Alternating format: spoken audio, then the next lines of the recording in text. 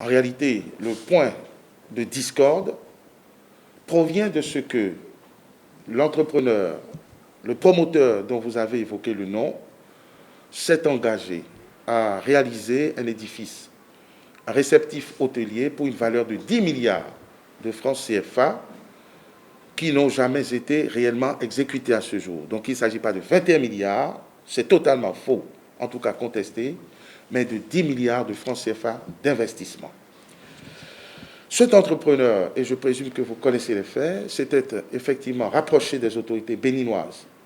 en 2010 et obtenu d'elles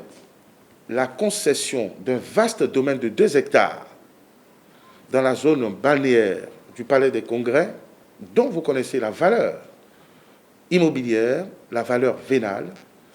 en contrepartie d'une modeste et modique redevance de 3 800 000 francs l'an. 3 800 000 francs l'an de redevance pour un domaine de 2 hectares aux abords du Palais des Congrès. En plus de ces redevances qui n'ont jamais été versées, sauf une seule fois,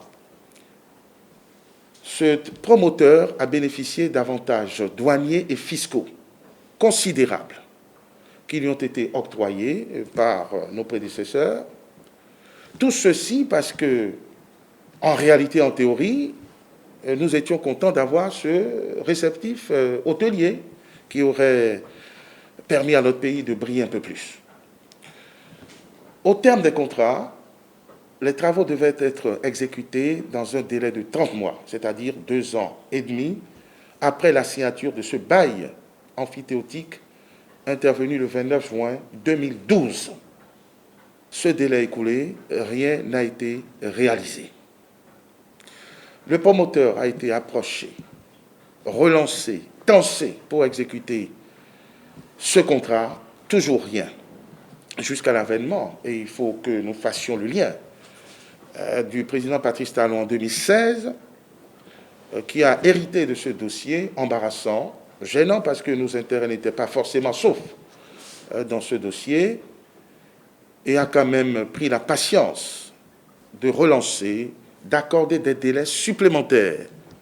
de prolonger les avantages douaniers, fiscaux qui ont été conférés aux promoteurs, qui, par ailleurs, a bénéficié d'un prêt important d'une banque de la sous-région à hauteur de 16 milliards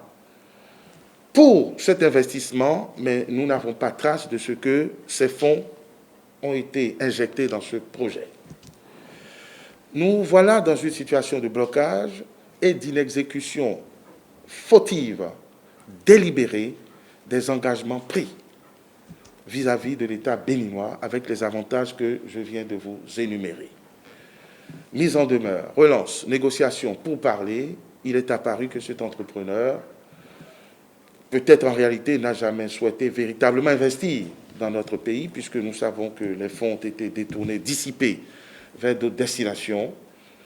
Le gouvernement a pris ses responsabilités et après les phases de relance amiable, amicale, a dû introduire des procédures adéquates pour obtenir la résiliation du bail qui avait été consenti, puisque le preneur n'a pas rempli les conditions qui s'imposaient, bien au contraire, l'expulsion et la remise en état des lieux, comme ça se fait en droit. C'est déjà une très bonne chose que ce domaine retourne sans servitude à l'État, qui trouvera sans aucun doute la manière la plus appropriée de le mettre en valeur effectivement pour le peuple béninois, comme nous le faisons dans la zone. Vous avez vu, le boulevard de la Marina est en train de s'embellir. Les projets ne manqueront pas de fleurir dans ce domaine qui est intégralement retourné dans le patrimoine de l'État sans aucune servitude et sans rien qui puisse l'immobiliser.